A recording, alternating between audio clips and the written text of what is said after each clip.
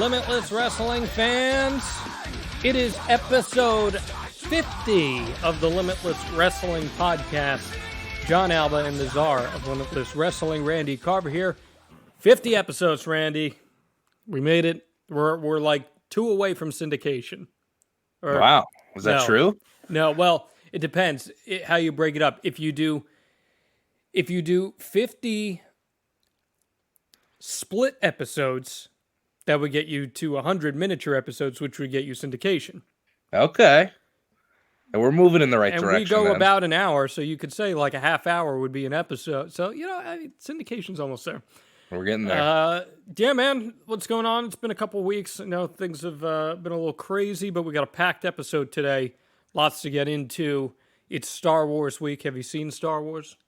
Dude, I'm going to catch some heat for this. I have never seen a Star Wars in my life. Ever.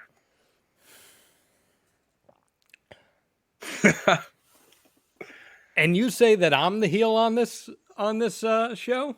I don't say that. The people do. I mean, are you kidding me right now? Hey. I know that you folks up in Maine get things like 4 years after they come out, but are you kidding me? We got this on time. I mean, did you go see it? Yeah, opening night. What did you think? I mean, I'm not into spoiler talk.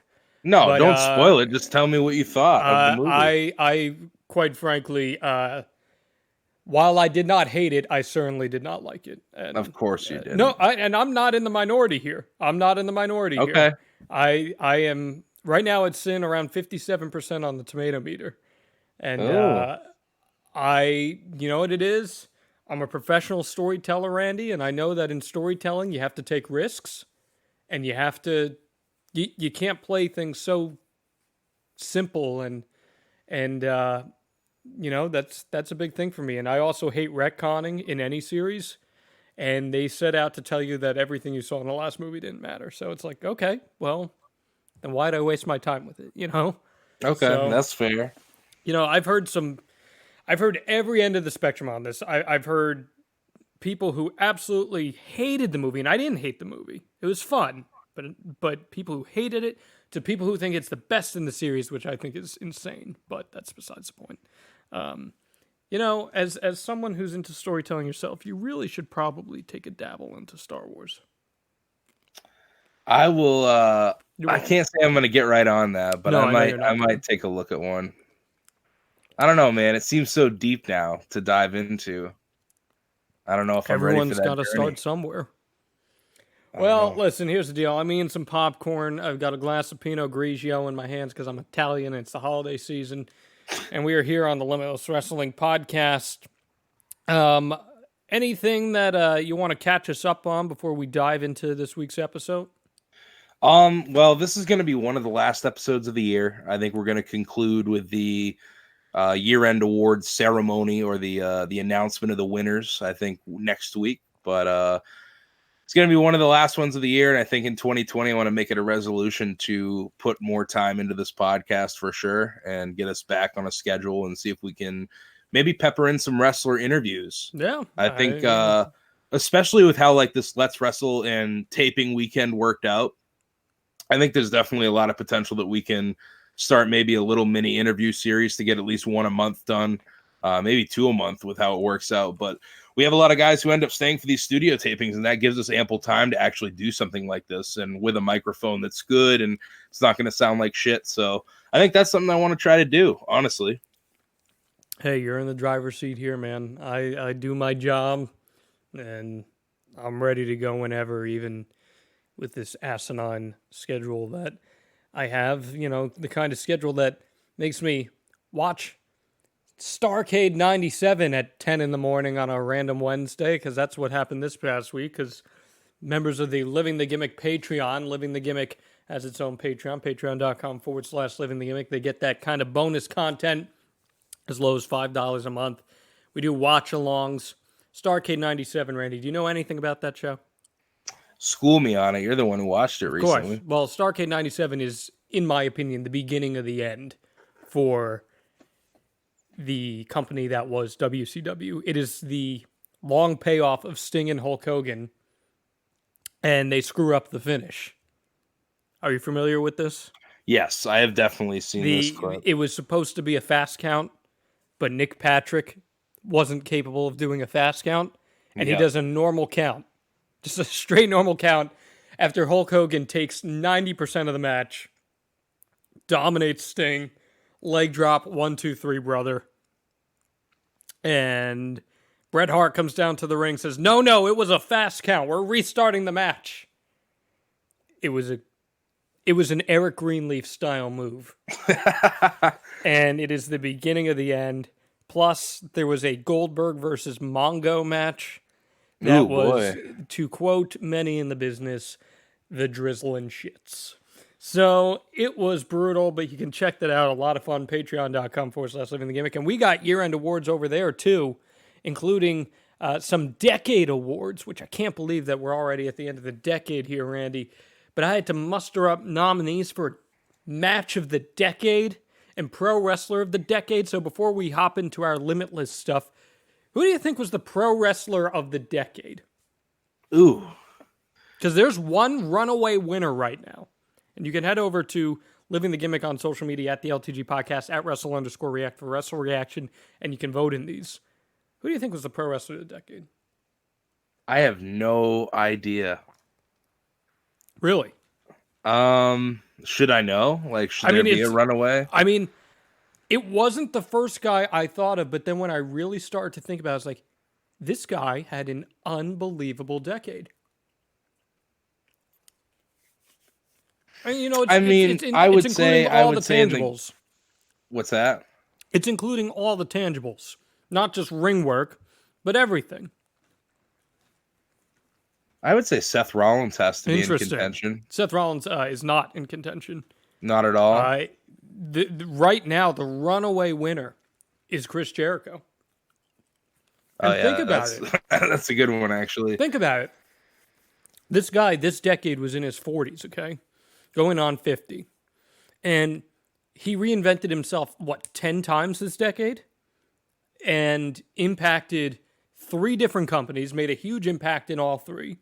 He is the reason AEW is able to reach into that audience that was maybe a little more WWE-centric. He completely changed the game with New Japan, doing that run there. It's amazing, this guy. He's a renaissance man. He is. No, that's a good choice for sure. And what about Match of the Decade? Any stand out to you that you're like, holy shit, this is the best thing that I had? I don't know. It's tough to think about. I feel like there was a standout Gargano Ciampa match that I watched. The one at New Orleans? And that one blew me away at the time watching it, and I went back and watched that a couple times like within that week afterwards, and I was still like super enthralled, which I don't know if that happens for me a ton, but that would be one. Is that the one with Gargano with the knee brace and choking out Ciampa? Yes. Yeah. That's the one from New Orleans. That's on the list. That is one of the nominees. That was a lot of fun for me to watch. I think you talk about like pro wrestling storytelling. That is just, it's perfection. Yeah. It's perfection. That one is up there on the nominees. You could put all the Okada Omega matches on there, obviously. Right now, I'm shocked this is winning, but right now, the winner, as of now, the voting's not over, is Shawn Michaels and Undertaker from 26, Career versus Streak. Huh. I thought if there was a WWE main roster match that would be winning, it would be CM Punk versus John Cena at Money in the Bank. Yes. Which is a work of art in itself. So go ahead and vote on those. It's some good stuff. We go through the year, through the decade. It's really good stuff. And we're doing that with the Limitless Wrestling Podcast this week. We're going to get into our year-end awards nominees. Before we do that, though, I want to recap the Let's Wrestle Volume 11 When We Stand Together show. It was a fundraiser for Mark Godfrey, who, as we've talked about in weeks past, was going through kidney failure. Mark was at the show, even had himself a little moment, raised nearly $900 for him. Before we talk about the matches, what was that night like? This was a really fun night, especially for people like myself, Eric Johnson, Alexander Lee, Danger Kid, guys who have really come up around Mark Godfrey. And this was a funny thing that I was able to tell Mark, and I don't know how many people have really told because it didn't come up. But the first independent wrestling match that I ever watched, Mark Godfrey was a part of. And it was at Cityside Restaurant, which ironically enough is where Limitless Wrestling held its first show. A lot of cool stuff tied together. Mark's been someone who I've been watching in the ring for years until he couldn't do it anymore. And then he was always around to help out at IWE or any other local independents. So it was very cool to be able to work with, a lot of different people in the central Maine wrestling community and set this event up and get the word out there. We actually had a Let's Wrestle attendance record at this show with 219 people. So, just very cool shit all around. We also had a lot of Limitless Dojo students who were on this show. Mac Daniels, Dave Dyer, the Dirty Drifters. All of them did great, too, in big positions. This was a show that we didn't really expect to have. Kind of came out of the blue when we heard about Mark's recent situation and the surgeries that he had to go through, and was an idea that was brought to us. So when we got the opportunity to put this together, we got a chance to really give the students, a big match opportunity that they may not have on regular Let's Wrestle shows. Right. Yeah, and it certainly showed there were some big matches for the students here. Let's dive into this show. CJ Cruz defeated Covey. Christ, CJ Cruz, this guy's on fire right now. He's on a roll, whether it's Limitless Wrestling, Let's Wrestle. I think that notches 3 straight victories in both companies. So, we'll see what he's got next. I think something big on the horizon for him at Limitless Wrestling in January, and he's actually earned himself a spot. What would you like to do with a guy like CJ Cruz? What do you think he can provide the fans of Maine wrestling? Because he is so unique, and you look at him, and this is not a knock on him by any means. You look at him, and you think that he's a certain type of pro wrestler, and then you see what he's capable of doing. He is an enigma. Yeah, and there's a reason that he was on the first match of this card. I was telling the guys downstairs, 70% of this crowd is probably the wrestling fans that we have here every single month for Let's Wrestle. However, with a show like this, a fundraiser type show where we've got a lot more publicity because of the fundraiser, probably 30% of these fans have either never been to a Let's Wrestle show before, or maybe they're not even wrestling fans. Maybe they're here to support the cause. Maybe they're friends of Mark. So we had a really unique opportunity with this show to really hook some people on professional wrestling who may not have been a huge fan before. So this was the first match that I wanted out there. CJ and Covey, 2 very talented performers. But CJ, I think he's a guy who will definitely blow you away because, like you said, you think he's going to do maybe a certain style of wrestling, or he's going to have a certain type of match. And he's just nothing that you'd expect. So agile and does some crazy things that you absolutely wouldn't anticipate someone like CJ Cruz to do. So he's a fun guy to put out there first to really give someone a good first impression. I apologize. I think I said Covey before. The reason I said that, my aunt runs a digital magazine that I produce her podcast for, and it's the Covey Club. So, oh, no shit. It's not the most common of names, but it is applicable here. CJ Cruz is just on a roll, man, and I can't wait to see what he does, not just here in Let's Wrestle, but Limitless is going to be his territory in 2020. I mean, he's going to make an impact, and this is your warning, people. Look for this guy in some big-time matches in Limitless in 2020. We have Alexander Lee defeating Scott Wilde, Candy Copeland, Perry Von Vicious, Chip Chambers, and CPA.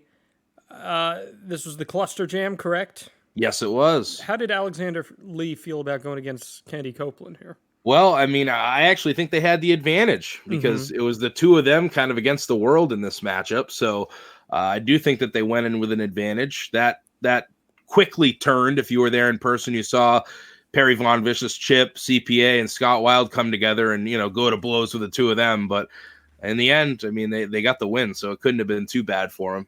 Do you think they argue over, when they go into a match, I'm getting the pin in this one? I could see them squawking back and forth over that for sure. Alexander Lee is not the most graceful individual, if that's fair to say. That's fair. So I'm curious how those conversations go. Mike McCarthy and Brett Ryan Gosselin defeated Calvin Strange and Dave Dyer, and this means that. So, okay, I want to say this real first here, Do it, because I know you like to set people up to fail here. What? In Let's Wrestle. What do you mean? Give me an example. I'm a big Calvin Strange fan. You are. You put the Belfast Bulldog, right? Do I got that right? Yeah. Dave Dyer in there with him. Okay. I don't put him there. He's hand selected by Calvin Strange. Okay. Sure. You're letting it happen. You know better. And I think you're setting Calvin up for failure there because Dave Dyer is brand new to the scene. He and I have had our quarrels on social media. Of course you have. And he's only one of us here can have the gimmick of a working journalist in pro wrestling, and it's going to be me. Okay. And I think you handicapped Calvin Strange here. Calvin had his choice of a partner, and he chose Dave Dyer, so you can take that up with Calvin Strange, because I guess he set himself up to fail. So what does this mean, Randy? This also isn't on me. This is on general manager Johnny Torres, who made this match. So I understand that. But you let these things happen. Of course I do. I put Johnny Torres in a role of authority, and he made a good choice. This now means that Mike McCarthy was able to choose the stipulation for his championship rematch on January 11th in Orono. And it's going to get chaotic. It is. He decided right on the spot. Number 1, Dave Dyer banned from ringside. And number 2, it is a fans bring the weapons match for the Let's Wrestle Championship. Now, we haven't seen a fans bring the that's where I'm at. Right? Again, Pinot Grigio here. Pinot Grigio. We haven't seen a fans never bring the wrestle. They think they can, and then they end up getting hurt in the ring when they try to wrestle. Not by you. Did you get that? I thought you would have liked that. There's a little thing that I thought you would have liked that. Anyway. Fans bring the weapons. We haven't seen that in the Limitless umbrella since the match that I put on the playlist, which I would like to give a little bump to. The award-winning playlist on YouTube. You go to Limitless Wrestling on YouTube and you can find it. 5 of my favorite Limitless Wrestling matches who, I don't know if you saw the comments, by the way, Randy. People were like, I can't believe it, but I totally agree with this list. Because it was awesome. No, people were into that list. Yeah, that was a pretty good one. I mean, we've done a few of these before, but no, I think that was a very, very good and then list. I said to you, I wanted a match on there, and you're like, well, it's not on the YouTube, and then you just put it on the YouTube the next day anyway. It was. I waited for the playlist to go up and then put it on the YouTube. That was Anthony Green and JT Dunn, which would have certainly been on my playlist because I love that match. But anyway, my point is, on my playlist was Fans Bring the Weapons, Ace Romero, and AR Fox. We haven't seen it under that umbrella. What are you expecting out of these guys with that? I'm not sure what to expect because I don't know if I've ever seen Calvin Strange in anything but a pure professional wrestling match. Yeah. Mm-hmm. I've seen him in some Iron Man matches, but never. I don't know if I've ever seen him really get hardcore. And it's the total opposite with Mike McCarthy. I think that's how I was introduced to Mike McCarthy, was 2 straight hardcore matches he was in. So I'm very interested. I think this is the most danger that Calvin Strange has been in. Obviously, he's number 1, does not have his cohort Dave Dyer with him. Number 2, he's out of his element in this match. So he's going to have to get creative, I think, to keep that Let's Wrestle championship.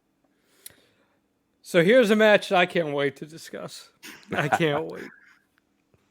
Alec Price defeats Jason Rumble, the Alpha Dog. Can you give me your best Jason Rumble impression? Kid, no, I cannot. Kid, I went to his fundraiser. Lex Luger was in the back. You should have seen the things he was doing. They went up to his car, and the things that the police found in his car, I can't even tell you. People are going to love that. I went with this guy for almost a year. Let me tell you some of the things that I heard from this man. I love him to death. He's great. But this is a big win for Alec Price. Jason Rumble makes his Let's Wrestle debut here. First off, what was the reception to him? Second off, why now? People were really excited to see Jason Rumble in a Let's Wrestle ring. It's been something that, actually local fans have been wanting for quite some time. And he's put together a good body of work in Central Maine with VCW and IWE. And honestly, I think he's been busting his ass lately. and he really went to work. I go to all the VCW shows that he holds in Machias, especially to see some of our students who are on those shows. But he really was having good matches lately. And, you know, I knew if I put him on a bigger scale with maybe a better match that I think he could produce something very good. And that's what he did with Alec Price last Saturday. And I was stoked about it. And I don't know, man, like Jason Rumble was supposed to be on the first ever Limitless show. I don't know if we've really talked about this before in a while, at least, but he was supposed to be on the first ever Limitless show, and he got an offer to do 3 dates in Canada instead and came to me about it. I told him, obviously, go get more money. Because, you know, I was in a position where, you know, we weren't paying a ton at the time. We were just getting off the ground. And after that, you know, I just ended up, you end up booking up with the people who are there. You know what I mean? Right. You end up booking the people who are right in front of you and the people who you're watching the crowd connect with during the show. And spots just became scarce. And there was just nothing really there for Jason Rumble for a long time. And now, you know, there was an opening, there was an opportunity, and I think he knocked it out of the park, pulled out a Canadian destroyer, which was unbelievable. But Alec Price just continues to rise up the ranks, whether it's Limitless, Let's Wrestle. He can't really, you know, hasn't gotten the win column yet in Limitless Wrestling, but has had 2 excellent performances. And then Let's Wrestle, anyone who's been following knows the body of work he's put together. If you haven't seen it yet, pretty much every Alec Price Let's Wrestle match is up for free on youtube.com/Limitless Wrestling. So just give it a search. And he's got some really good stuff coming from our studio taping that went down the next day as well. Well, you got to give Alec Price this credit. He's not afraid to go against established veterans. As we saw on the last Limitless show, we see it here. He's not afraid to back down from a challenge. Dude, he got his chest chopped off by JD Drake, and then I don't know if you saw the post-match promo, but he's there calling out more people. Mm-hmm. He's just, it's nutty, man. This dude, a very ballsy individual, but I'm excited to see what 2020 holds for Alec Price in Limitless and Let's Wrestle. The Maine State Posse defeated the Dirty Drifters. Can't say I'm surprised on this one, but... Well, it was 3-on-2. But the Maine State Posse, I'm wearing a Maine State Posse shirt right now, even though I hate both of them.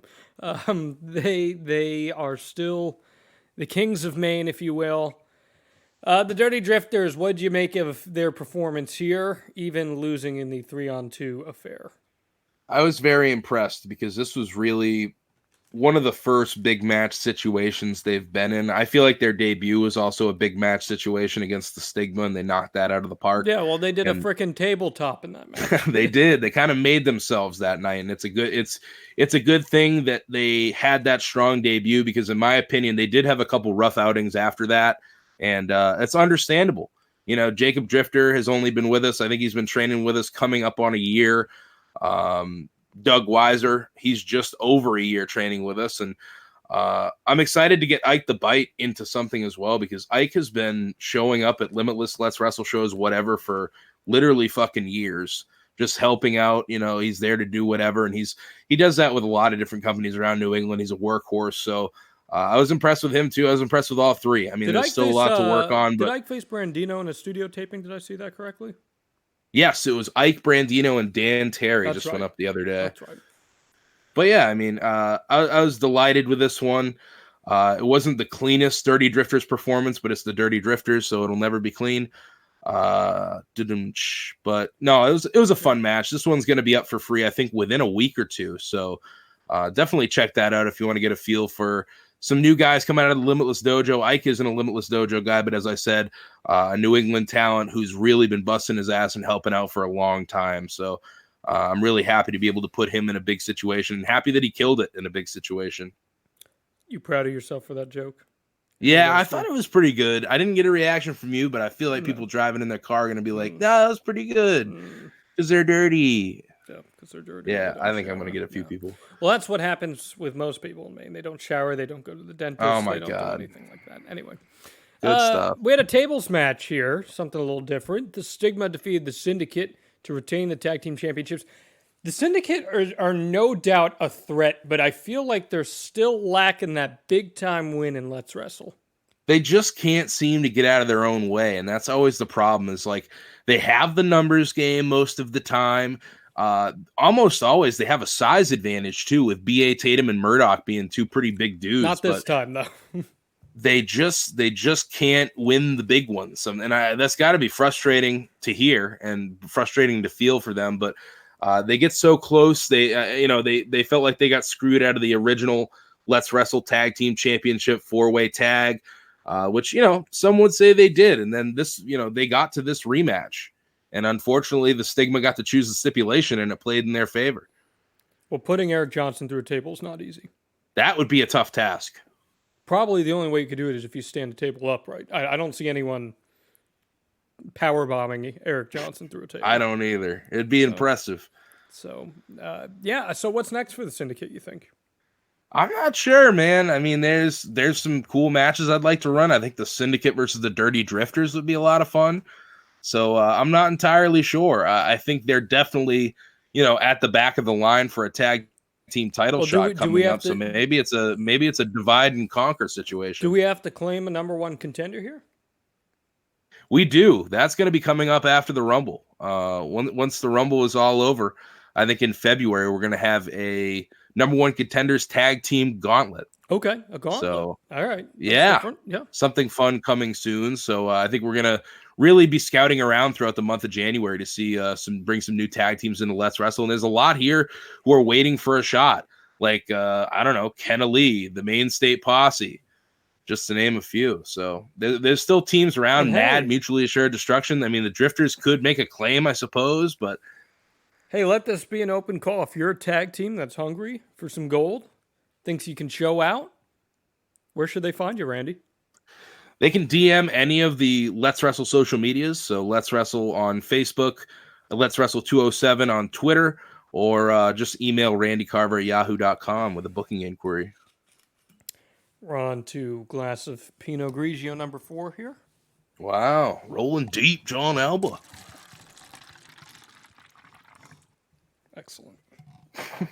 I am Italian.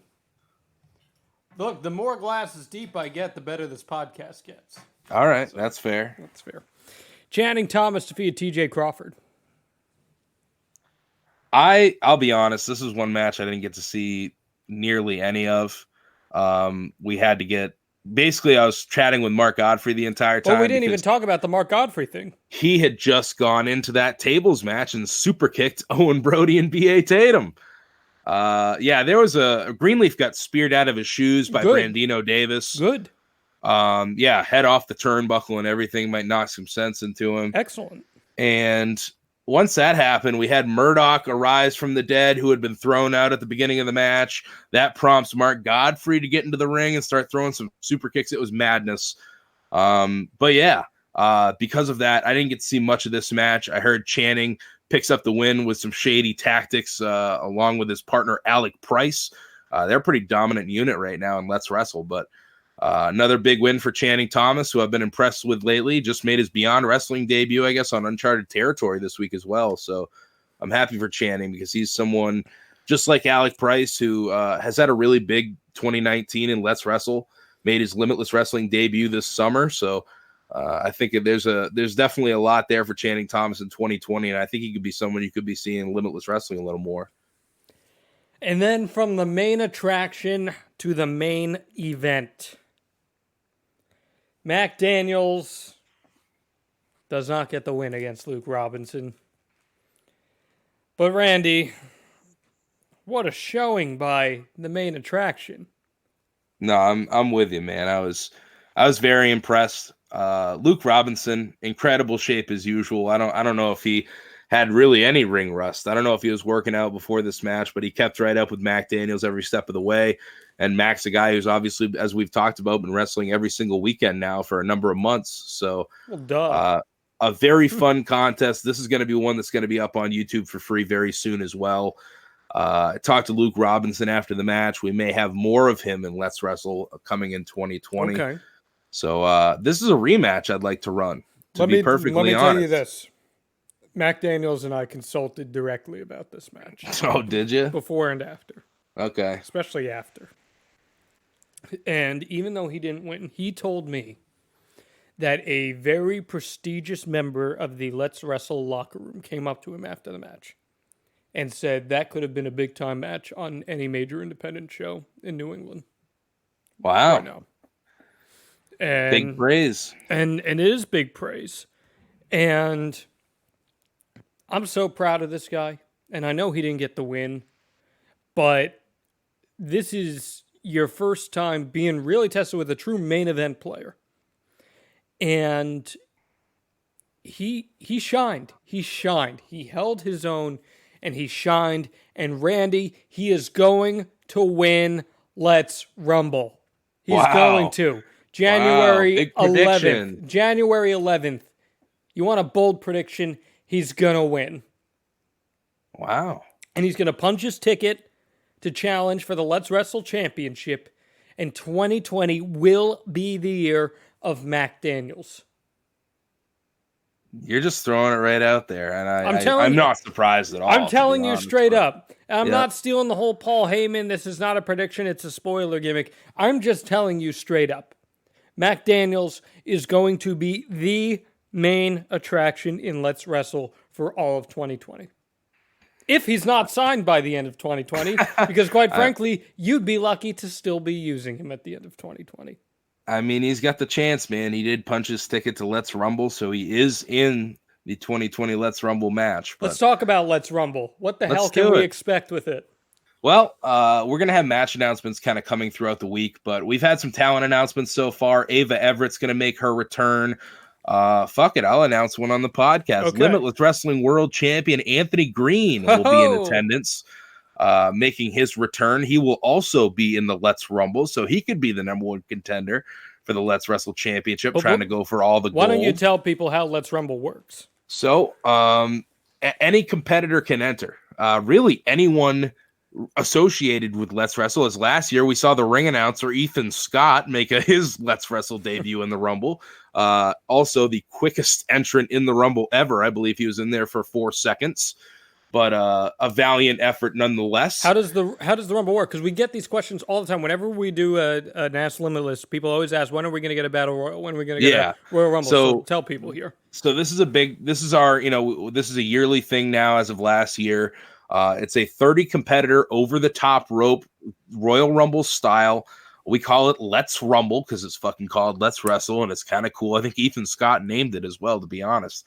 But 30 competitors over the top rope, last person standing is your number one contender for the Let's Wrestle Championship. There's no, they can have that championship match, at any time. It's not something they can cash in, but they don't have to use it right off the bat, is what I'm saying. It makes you the number one contender. It makes you the number one contender, yes. So whoever wins will be gunning for either Calvin Strange or Mike McCarthy, the winner of the Fans Bring the Weapons match. And we'll obviously see some kind of confrontation in February. We return.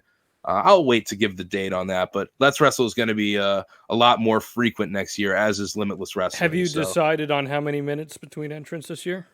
It's going to be, so the first two competitors in for 90 seconds, and then once entrant number 3 comes in, it's going to be a minute between entrants. Okay. This is your chance, folks. If you love Rumbles, which I love Rumbles too, this is your place to go. This was the funnest event of the year by far. Let's Wrestle was a lot of fun. You never know who's going to show up. It is a total wild card. We've got some surprises. That's what I've heard. We do, and it's going to be a very fun event for, really, I mean, there's a lot of people who, if you're a Limitless Wrestling fan listening in Southern Maine, if the weather's good, this would be a fun one to make a drive to, because there's actually a lot of talent who's appeared throughout the year in Limitless Wrestling that's going to be on this show. Yeah, and it's not going to be one you're going to want to miss. This will be going down January 11th at the American Legion Post 84 in Orono, Maine. And ticket information, you want to provide them with any of that? Yeah, so I assume we're going to be dropping this Sunday morning. So tickets are actually on sale tonight if you're listening at 7 p.m. on limitlesswrestling.com/Let's Wrestle. Or you can just go to the website. There's a Let's Wrestle section. They're going to be right there for you. And as we go into these year-end awards, these are also dropping on Sunday. So if you're listening Sunday morning, they're going to be dropping tonight as well, right around the time of the tickets. Let's get into these year-end awards. We got several categories. How are people going to be able to vote on these, Randy? So there's going to be a link right on the website. You're going to be voting on a poll right on the website. So I think we're actually going to be able to provide a link that you can just click on, and all the options are going to be right there for you to vote. So head to limitlesswrestling.com for all of that. We got several categories here. We'll start with the Let's Wrestle MVP, since we just started talking about that. I think it's important that we get some Let's Wrestle representation. I would like to add, this was my idea. This was your idea. This was a great idea, because Yes. this was not something I thought about. We should get some Let's Wrestle representation in these awards. And the Let's Wrestle MVP, the nominees are Mike McCarthy, Calvin Strange, Davey Ann, Brett Ryan Gosselin, and Mac Daniels. You know who I'm voting for, but Yeah. why this group of 5? Well, I think in the later half of the year, especially, Mike McCarthy has had so many great matches, and not just great matches, but victories. Really, the only person able to escape him has been Calvin Strange.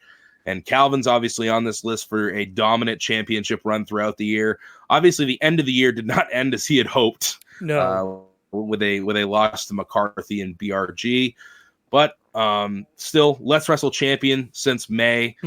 Very few blemishes on that record. So big year for Calvin Strange. Davey Ann, First champion. she was really one who had, a strong start of the year and a lackluster end of the year when it comes to wins and losses.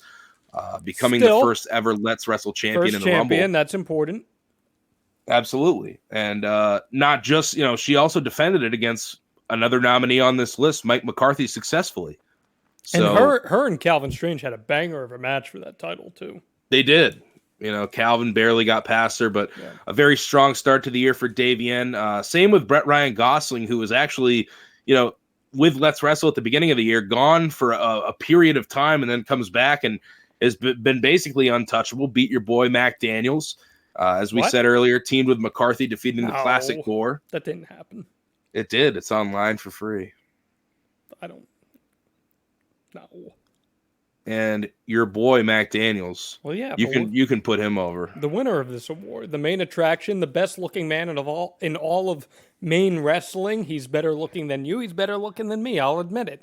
And he's got everything that you could possibly want, and not just a pro wrestler, but a human being. Wow, that was deep. Yeah, he's perfect.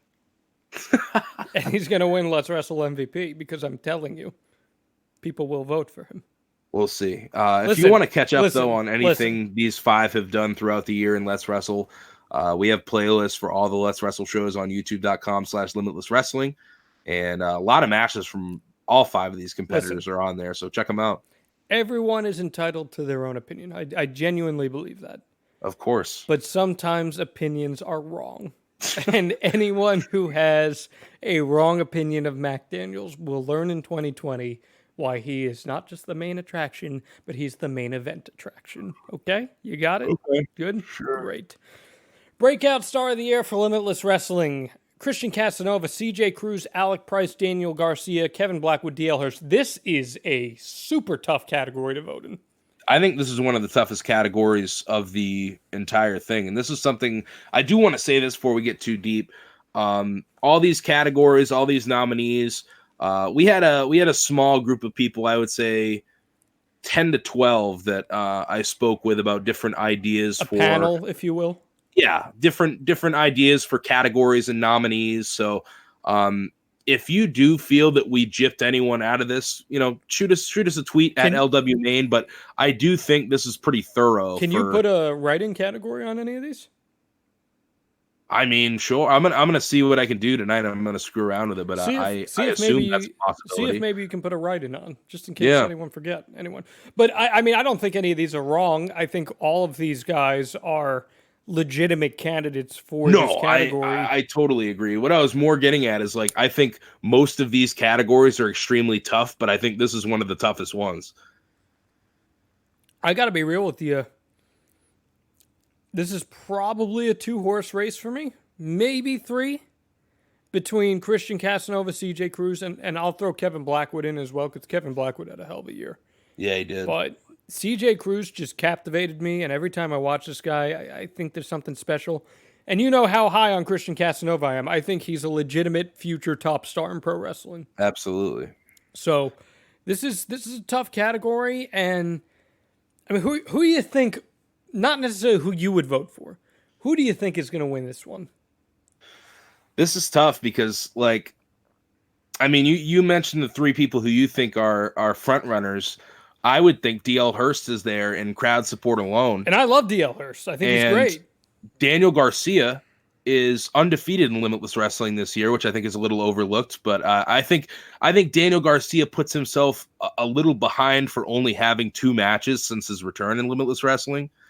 I don't know, man. This is super tough. I would think that it's going to come down to Christian, CJ, DL Hurst. If I'm picking 3.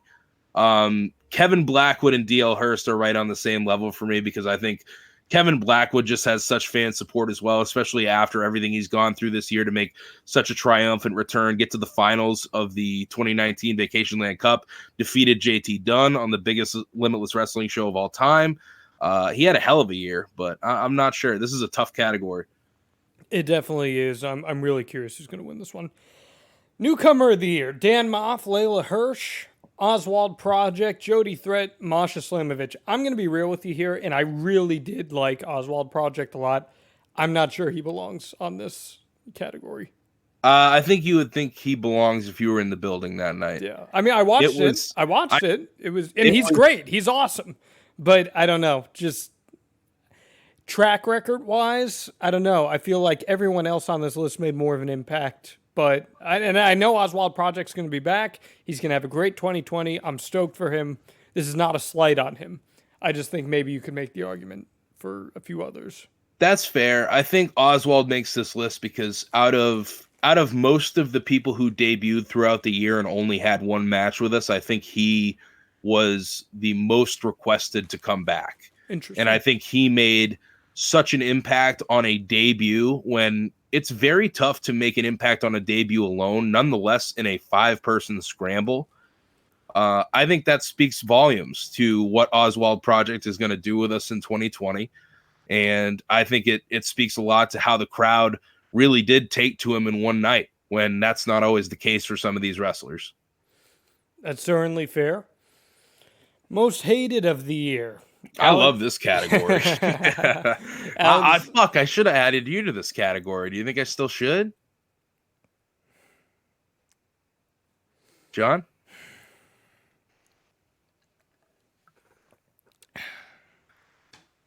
I thought you wanted to win an award. I know. You know what? God damn it. I am an award-winning performer. You kind of like that. I love winning awards. I don't care what kind of awards.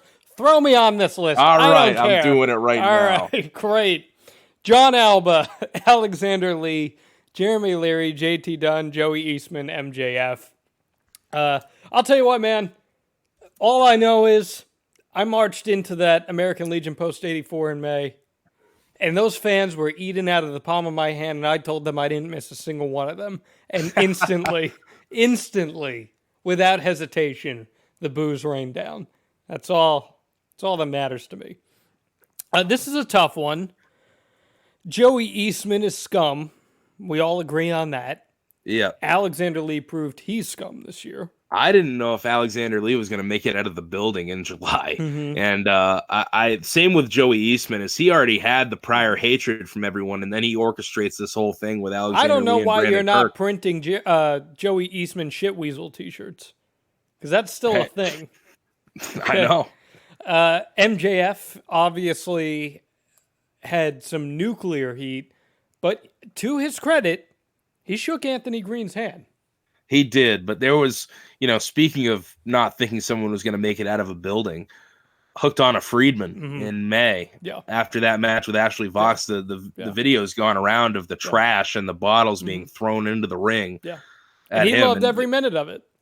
Yeah. And that was a very you hear the stories about what wrestling used to be like, and it felt very tense in there. Obviously tenser for me. I'm running the show and I'm waiting for someone to get hit with a fucking bottle or someone to come try to punch MJF or whatever. But it felt very tense in there. And that's a feeling that I don't think you always get at pro wrestling shows anymore. And I don't know if it's good or bad, but it's a moment that I look back on now. And it's just that's a moment in time of Limitless Wrestling. You know what I mean?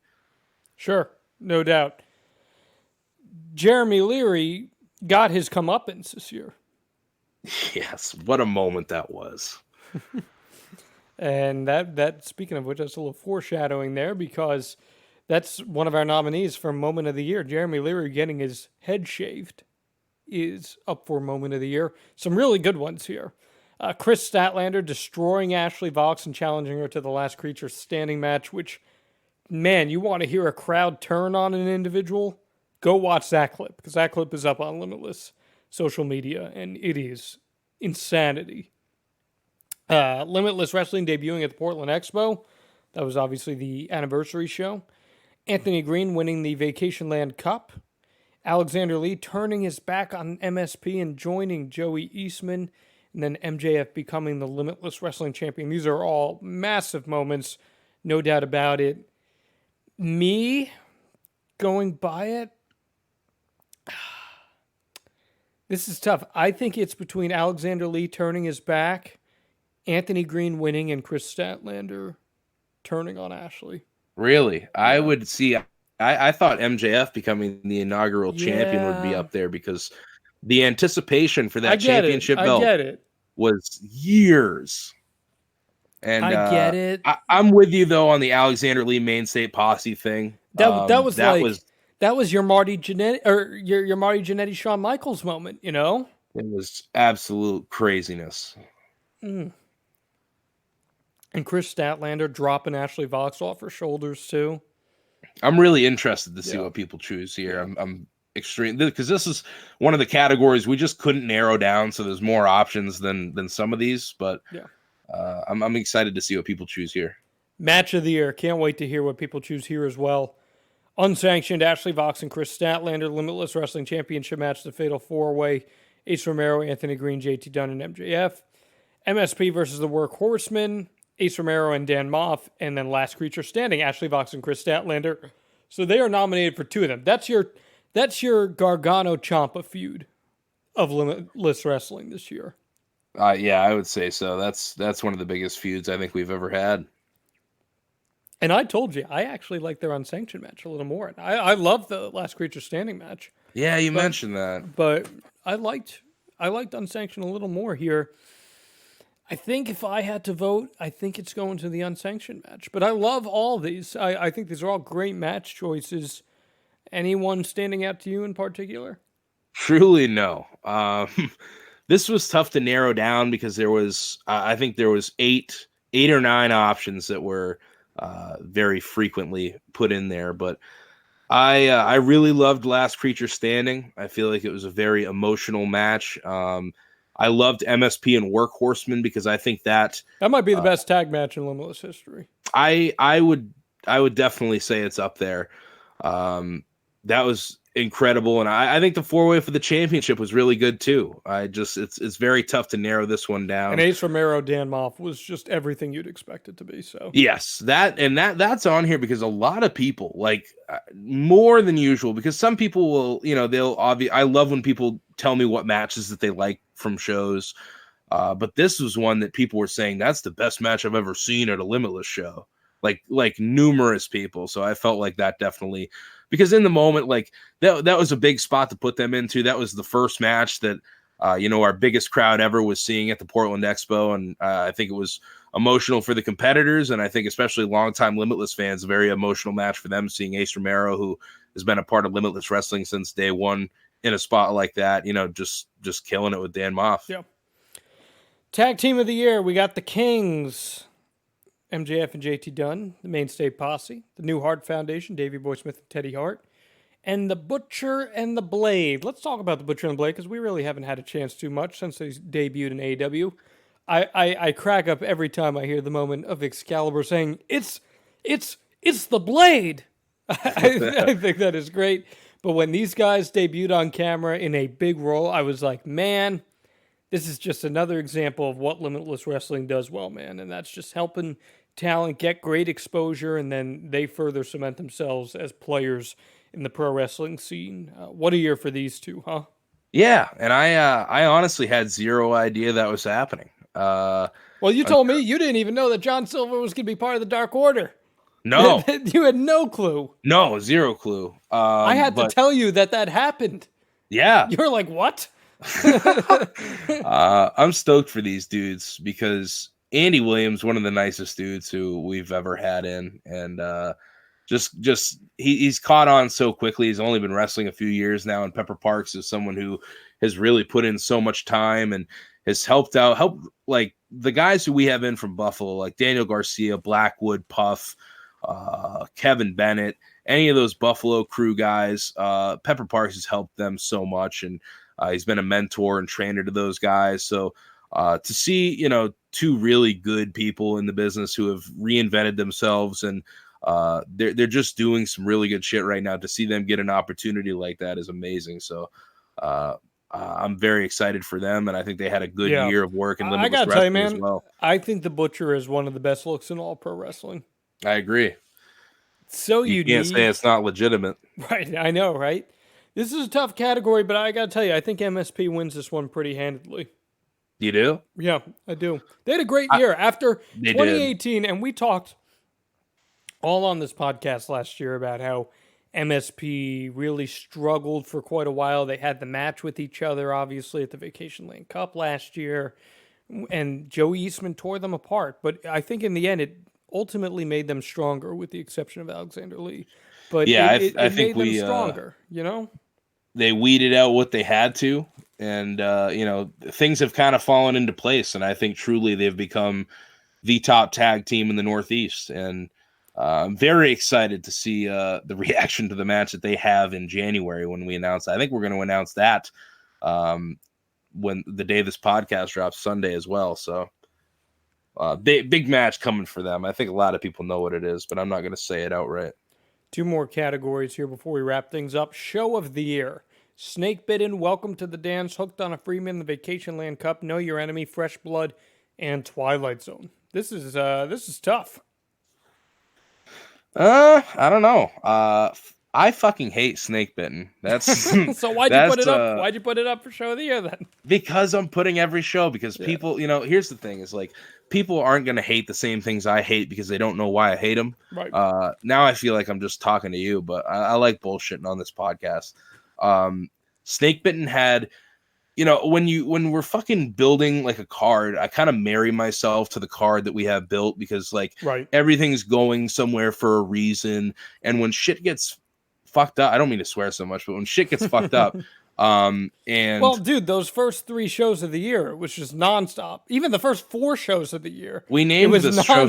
We named it Snake Bitten because we had such bad luck at No Control 2 months prior. And then this was the show where the whole Buffalo crew was not there because of, obviously what happened. The car accident, blessing in disguise, that leads us to using Pepper Parks throughout the year, though. But I just, when you build a card, you obviously build it for a reason. You build it for the ride that you're about to take people on. It's supposed to go in a certain order, and sometimes you can't do that because of things out of your control. Because unfortunately in wrestling, so much is out of my control or anyone's control that sometimes you just can't help how things fall into place. But I was not a fan of that show. I loved the Vacation Land Cup this year. Welcome to the Dance, I feel like, was a very strong show as well. And I feel like Twilight Zone, top to bottom, is one of the best shows we've ever had. Well, you talk about chaos, the Vacation Land Cup, man. That was insanity. There was so much going on. You and I recorded 2 versions of the podcast leading up to that. It was just crazy. Because that was so nuts. The Sean Spears, Tommy Dreamer debacle. Holy shit. Right. So, my God. Yeah. I think Twilight Zone might get the nod for me. Twilight Zone was, I think we're going to look back and say Twilight Zone was a transformative show for Limitless. I think, I really do think, because like it felt at the time like that was going to be Know Your Enemy, but now like I feel like we're in such a different groove right now, and I feel like we're producing some of the best shows we ever have right now. Well, Know Your Enemy, I mean, the Mainstay Posse killed themselves on that show. Yeah. Big main event. Yeah. I get it. I don't think there's a wrong answer here. I love Welcome to the Dance. That was just a monumental show because it was the introduction of the championship. Of course. There were some huge matches on that show that I still like to look back on and watch. I don't know. That's a tough category. Of course. And then leading us to Pro Wrestler of the Year, Ace Romero, Anthony Green, Ashley Vox, Chris Statlander, MJF. Statistically, Ashley Vox had the best year of everyone here. But she did. Anthony Green, your Limitless Wrestling champion, had the big comeback, all that good stuff. Ace Romero is a hoss and piggybacked his success in Limitless into a contract with Impact Wrestling.